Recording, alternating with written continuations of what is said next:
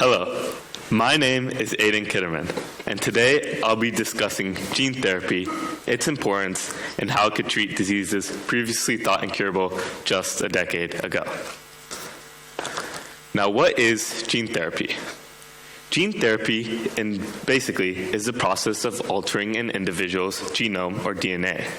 There are a variety of methods to do this, but fundamentally, they all work by removing, adding, or modifying a specific set of genes.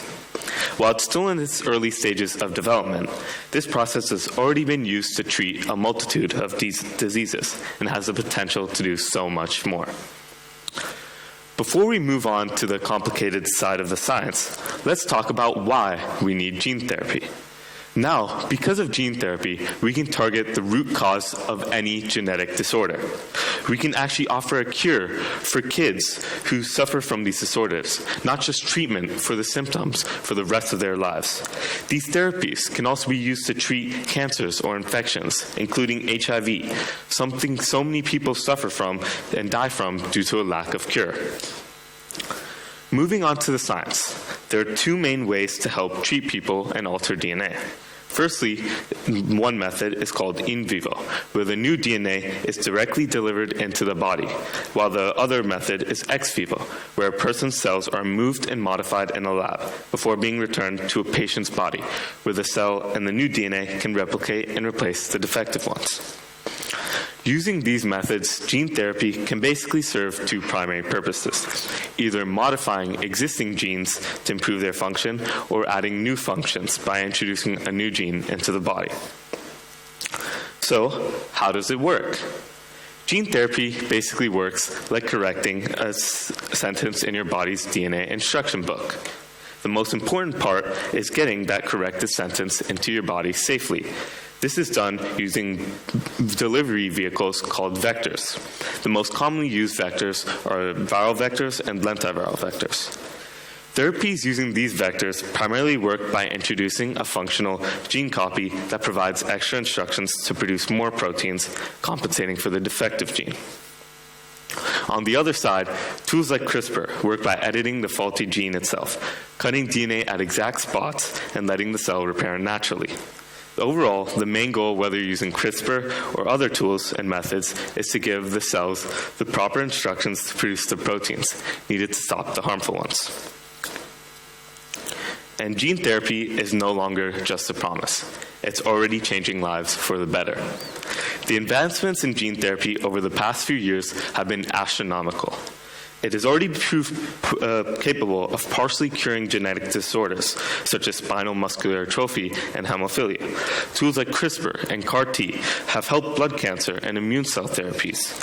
Kids born with inherited blindness are able to live much more independently than before. And these are not just clinical lab results. People have been able to live with fewer symptoms, more independence, and less hospital visits because of gene therapy. While I've been talking a lot about the science, I want to tell you a story about Jace Broadbent. Jace was born legally blind. He wasn't given the same opportunities and joys most of us had when we were growing up. Doctors said he would be completely blind by the age of 4. But with treatment, doctors were able to fix the faulty gene in him by adding a new healthy gene into his eye.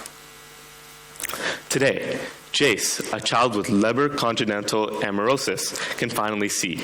He can identify objects and explore the world, something that we take for granted, that he wouldn't have been able to dream of if it wasn't for these treatments he received. And gene therapy can be used for so much more. Gene therapy doesn't just give us the ability to extend our lifespan, it also enables us to improve so many lives for the better. However, gene editing isn't an all-powerful tool. It can still make mistakes. Currently, even though gene therapy is able to help vastly with many current diseases, like sickle cell, it hasn't been able to cure them completely. Many of these people will still need hospital visits for the rest of their lives. Tools like CRISPR are not infallible. Oftentimes, they can make mistakes with off-target or unintended changes.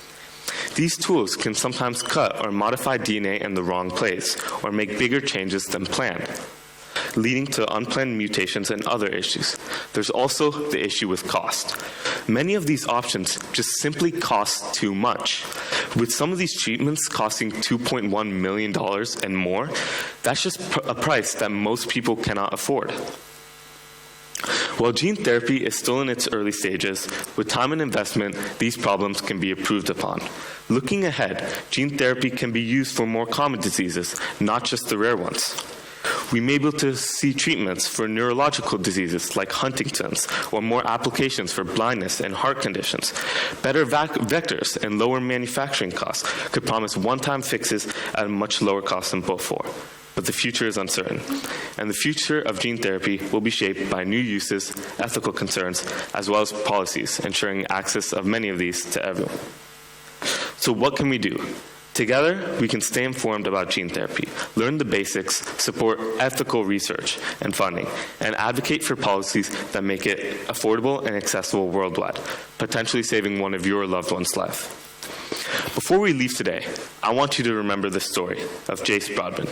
Without this technology, he would be blind, and he would suffer for the rest of his life, just like millions of others not fortunate enough to have access to these treatments.